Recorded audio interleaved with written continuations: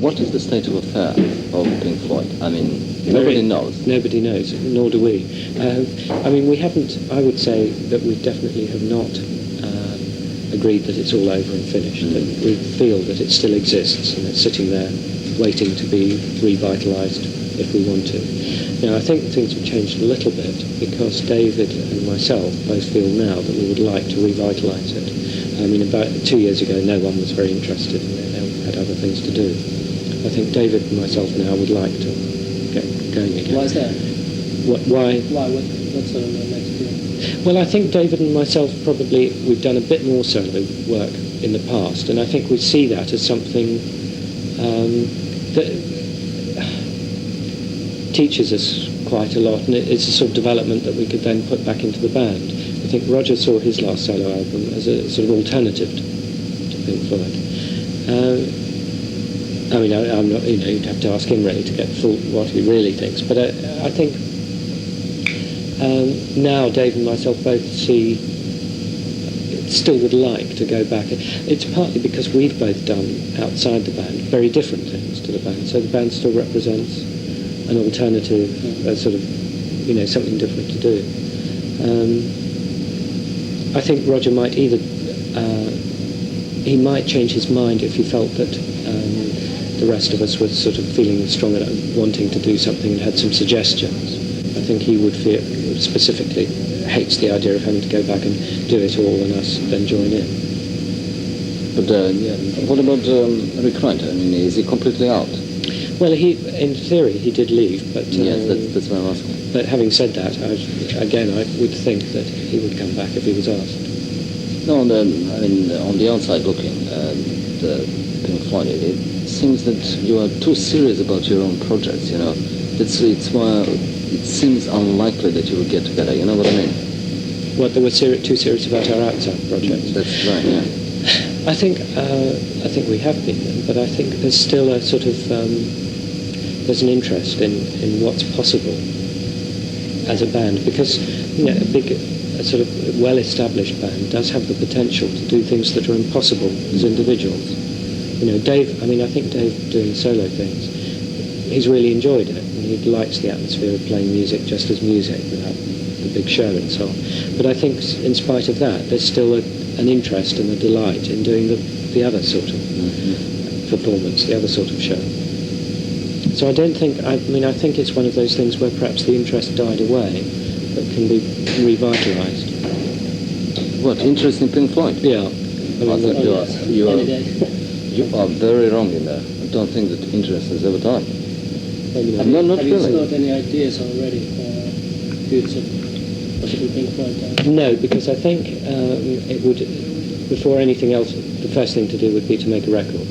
And it would depend very much upon the nature of the record, whether, there's always that possibility of revitalising the old show, or one of the old shows. But I think we'd probably rather look to see if we had some new music and some different ideas. What about, how did you react when your boss, when there was a, what was it called, Hitchhiker Show at Earl Scott? How did you react towards it? I mean, have you been there? Or? Yes, I thought it was very interesting. I mean, it was that thing of, I didn't like particularly to hear our music played by other people. That's what I wanted to know, because it's sort of your child, isn't it? Yeah, I mean, the rest of the show, fine. But I still think it was, I'd rather we'd have done it than, I've not necessarily done that particular show. Yeah, I know what you mean, yeah. Did he ask you about it? Well, we talked about recording that piece as a Pink Floyd track, but really it was very much Roger's solo thing. No, did he ask you about, did he tell you that he would like to play old Pink Floyd material? Oh yes, because we agreed that he could use the old film. We had some old film and so on. And, I don't think I'd have ever felt it was right to say to him, no, he can't do it, because a lot of it were things that he wrote. And I think we're all entitled to play our old material if we want to with other people. You could never say you can't do it, but no, I didn't like it. I might even have liked the music, but it made me feel bad to watch it. That was an interesting point you made, that Hitchhiker's thing, he wanted it to be Pink Floyd type. Well, I think so, to sort of say... Well, half of the show was Yeah. all Pink Floyd, isn't it? But I mean, his own solo, the material. Yes, to make it another Pink Floyd Why record. nothing came out of the band? Why? Wasn't it made by a... No, because I think, I mean, it sounds silly because the Wall, I have to try and explain. I think the Wall was, it was Roger's writing, Roger's idea, and so on. But everyone was sympathetic to it. They liked the idea, and we heard the demos, and all liked it and wanted to work on it and do what we could. With The Hitchhiker, it was much more something that we heard and felt was very personal, more personal to him, that we were perhaps less sympathetic to, and that he should do on his own. So there was a sort of... I don't want it to sound as though we said we didn't want to do it and didn't like it, because it wasn't quite like that. It was much more a thing of agreeing that that was his personal view, whereas The Wall was a personal view, but one that we were sympathetic with. You did a second show at Telescott, in The Wall, Yeah, to be included in the film, that's right. which never made the film. That's right. So, I mean, have you seen the film afterwards? I mean, have you seen the finished copy? Some of it. It's well, the reason why we didn't use it was, well, there were two reasons really. I mean, one, I think the film we got wasn't that brilliant. Not that. But the main thing was that once we started to use Alan Parker, the idea of the film changed slightly, and there was no place for it in the film anymore. And I think that was the right decision. I think the film became a story and became a proper piece of, I was going to say fiction, but it became more believable because it was total fiction. Whereas if there'd been a sudden bit of documentary of us in it, it would have all been fragmented and not made sense anymore. And someone put it very well. I think Alan said, the thing is that if you'd had it in there, it was almost like having a narrator, as you do at the beginning of a play or something, explaining the whole thing to people, which was unnecessary. It was a sort of unnecessary thing to sort of say, and I think that was right. So, you cannot give me any reaction about the film, if you haven't seen the whole lot. The whole lot of, of the live stuff? No, The Wall. Oh no, I've film. seen the film. Oh, you've seen? Oh yeah, hundreds of times. No, I'm talking about the film. The Alan Parker's film, the finished film. Of The Wall? Yeah. Yes. Oh, and how did you view it? I liked it. I thought it was, I think he did a very good job. No, I mean, we were was quite even nearer involved. to the original idea than anybody else. I mean, most probably him as well. Yeah, I mean, I think he made another, or helped create another version of the story. And I think it works very well. I think it's quite a tough film, and I think that's good for a rock film. I think most rock things are rather ephemeral, and that at least has some lasting quality in it, because it's fairly tough. A lot of it's depressing and violent and everything else, but there's... Life is not all roses. Exactly. Yeah. Can you talk about a little bit about the cars? I'm really... it is... Richmond's toys, aren't they? I mean, you really have to have a good backing to be able to drive cars like you have miniatures around. Yes. Through music, I've been able to realise my wildest dreams, really. I'd accept that. And also through music, I've been able to some extent, I mean, it's one of those very unfair things, but wonderful for me, which is that people are more interested in some crazed rock and roll drummer driving than in someone else. So that if you're looking for a sponsor or to suggest to someone that you should drive their car, they know they'll perhaps get a bit more press if you're in the car than perhaps someone who's a slightly better driver. So for something like Le Mans, where it's a very expensive race, I mean, it's certainly the most expensive sports car race, you're in a slightly stronger position to go out and look for a drive or get involved in a team or whatever. So it has double benefits at times. You raced 5 times at Le Mans. Yeah. Why not more? I mean, not this year. Not this year, because I only want to race there if I think that the car is right and the team are right, and that I would fit into it, that my position in it would be useful. I mean, having said that thing about I might be of some use as from a press aspect. I didn't want to be there as the idiot, who then is so much slower than the other drivers or whatever, or that they don't really want in the car. I mean, I only want to do it if it all works out. And there just wasn't a drive this year. I would have liked. I was a bit spoilt last year because I had a drive in the 956 Porsche, and that is so good. The thought of getting into something that felt less good. Mm-hmm. I didn't want to do it. Really. Do I detect sort of a doubt when you talk about yourself as a driver? Oh yeah. Do you doubt your ability? Oh yes, but I think I doubt my ability in most things. I mean, it's that feeling that it's the same with music. Really, I was a drummer that you think, well, I'm not really that good, but I've been lucky because I've been in the Pink Floyd. And so it's that's what's very good for one. To work with other people, because it teaches you that actually they suffer from the same doubts and so on. And I think most people do, and that's why it's so important to get out, because if you don't, you'll just never get out again. You'll just always be stuck, unable to play with other people, which is one of the great satisfactions of music. I understand that is a doubt is the only way that you can progress, that you can better yourself in whatever you do. If you don't doubt, if you think, I'm God's gift to mankind, something you finish. You end up like Bob Geldof in the wall. No, really. I mean, I'm really intrigued, but I don't know much about the cars. Especially the racing cars. Have you ever been near Formula One, for example, or something like that? Yeah, not really. That is too different. I mean, that's very specialised. You need to be totally dedicated. It's sort of a bit like talking about professional tennis, that you can be a good amateur tennis player, but then you can't just say, if someone said, you're really good at amateur tennis, why aren't you playing at Wimbledon against McEnroe? You'd say, well, because it's more difficult, it's another level. But it's interesting, I have to say, you're the only journalist who's actually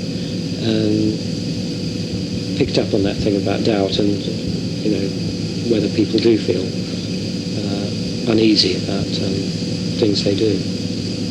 Well, I presume we do all. Maybe some people don't, confess, but I'm the first one. I mean, it's the only way to do it. Yeah, I think that's right. But I didn't know until, yesterday, the day before yesterday, when I was reading through your blog, that you had a shop for Austin Martins? Yeah, that's right. Those vintage ones? Yes, and only vintage ones. Just very specialised. It's a good way of doing it, I think. But you don't do anything in that, do you? Not anymore. I mean, I'm still the sort of overall director of it, but I used to actually work on the cars occasionally myself for fun, but I think there's one thing is time, obviously, that there's never time. But the second thing is, I like working on cars, but I'm not a professional. And one of the things with that garage is it now has a very good reputation, I think. It's sort of generally agreed that we do very good work.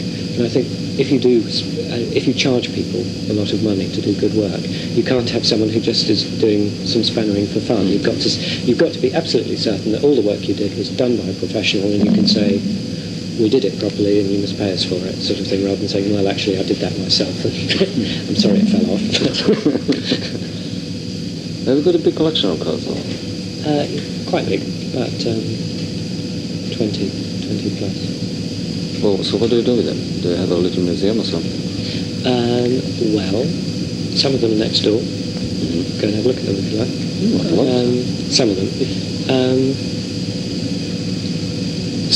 I race nearly all of them. I mean, I have raced at one time or another nearly all of them. The other thing we're doing with them is trying to get them to earn their living by renting them out for films or photography or for advertisements or for displays or anything like that. And that's really what we're going to start with this office is primarily. See, that's very interesting. I mean, God, you've got so many other interests. My opening statement of music being a sideline, it seems to be more to the point. No, I didn't mean like that. Yeah. No, it's a good opener, but I'd always deny it. But you always, you really have so many other interests that Pink Floyd hardly can fit in. Well, I would, if Pink Floyd was busy, I would make sure the other interests could manage themselves. I mean, something like the Cars can manage themselves, or someone else can manage them. The recording studio definitely can manage itself, and I hope when we're putting a new solid-state Logic desk in that it'll be very busy with other people. I don't really want to be able to use it at all. I'd rather it was absolutely full most of the time. I've never wished to have the studio, at home, so I've always been particularly interested, particularly as I live like in an office. Yeah, in that. You used to live near to Roger Waters, didn't you? I used to, but he's now moved out of town. I see. So you're the only one in London. I am left. Can you go back and can you remember any anecdotes of about Pink Floyd? What happened? Anything interesting? Well, I mean, it was all interesting. You have to tell me more specifically what sort of area. I can't think of anecdotes. Is always the anything happened on a tour, or something in a studio. Funny stuff. There's anything I don't know about. I remember the last time I talked to you after the fictitious spot. We were talking about the early days of Pink Floyd and how you started playing the music you became renowned for. And your explanation was that you didn't know how to play proper rhythm and blues.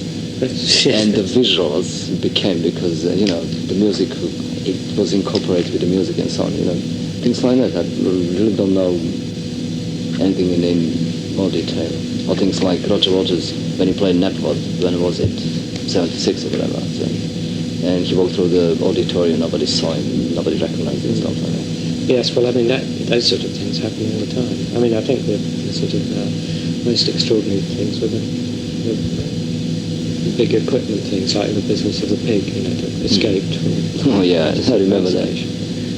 Which is my biggest memory of the sort of things that happened. And all those inflatables that...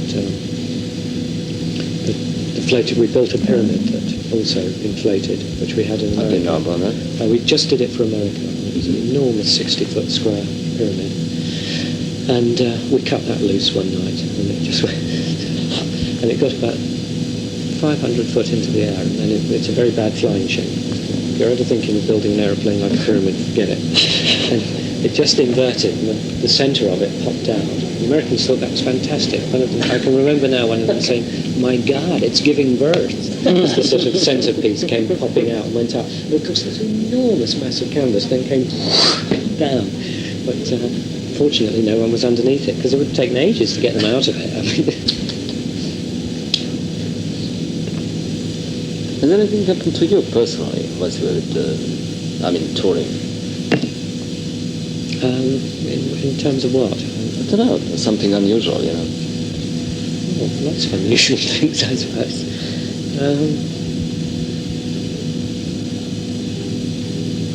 I mean, tours are made up that there isn't, one looks back over 15 years or 16 years of touring, and there's nothing that springs up as that was really extraordinary, because each tour is made up of a whole mass of little stories. I mean, there are some nights that are really quite dull, and other nights where the road crew go on the rampage and the hotel's in uproar and, there's trouble.